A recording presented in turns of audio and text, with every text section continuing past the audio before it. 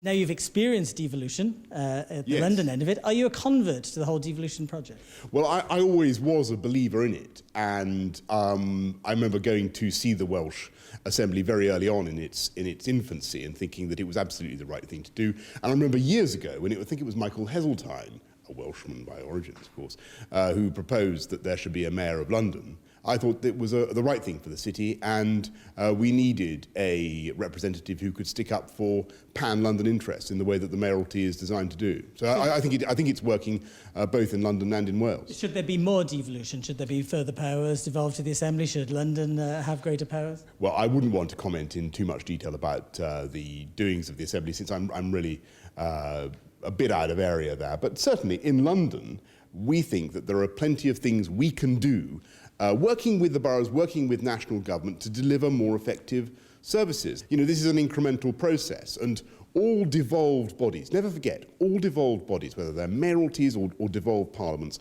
live in a constant tension with the national authority. And the minute they get too big for their boots, there will be nationally elected politicians who try to slap them down. So, you know, and that you can see that throughout history, throughout the history of the relationship between Wales and England, and between the central London authorities and Parliament in Westminster. So how about then some kind of summit or a meeting of the leaders of the devolved bodies? That would go down well, wouldn't it? Well, I of course, I used to speak now and then to Roger Morgan, and I wrote to Mr. Jones on his accession to the post.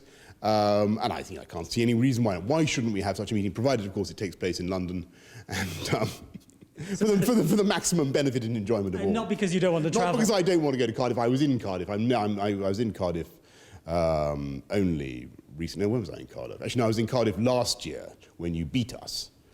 And I was in Twickenham this year when we won. On a serious matter, one thing you often talk about is that the way that Wales and Scotland and England and London in particular are funded, that needs to be changed. Do you think that there needs to be change? Do you think that Scotland gets too much, London doesn't get enough? Do you think Wales gets too much? Well, you know, I hesitate to get dragged into some invidious and narrow-minded conversation about money in this celebration of St. David's Day and all the fantastic contribution that Welsh people make to London.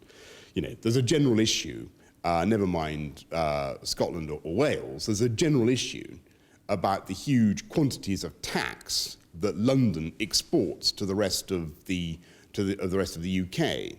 It's about £18 billion a year, and the point that I make is that if you want to drive the UK economy and you want to have a prosperous Britain, you want to have a prosperous United Kingdom, not just a prosperous southeast, then actually investing in London is extremely important, and that's really where I come in. The logic is that if there is more funding going to London... Yes, you would say, what would I cut? And, well, no, there would have to be less money going to Wales, wouldn't there? Well, the point I want to get across to ministers of any party, and I think it's a point that will be well understood in Wales and around the country, is that London is very much the motor of the UK economy, and whatever we do if there's a change of government, which I devoutly hope there will be in the next few months, whatever we do, we mustn't cut the big investments in London that I think deliver benefits not just to London, not just to England, but to Wales and Scotland as well. All right, then you've already mentioned the new First Minister, Carwyn Jones. For a little while, you've been the highest-ranking elected Conservative. There's a chance, and I know this is speculation at this stage, that he could be the highest-ranking elected Labour politician in Britain. What's your advice to him if that situation were to arise?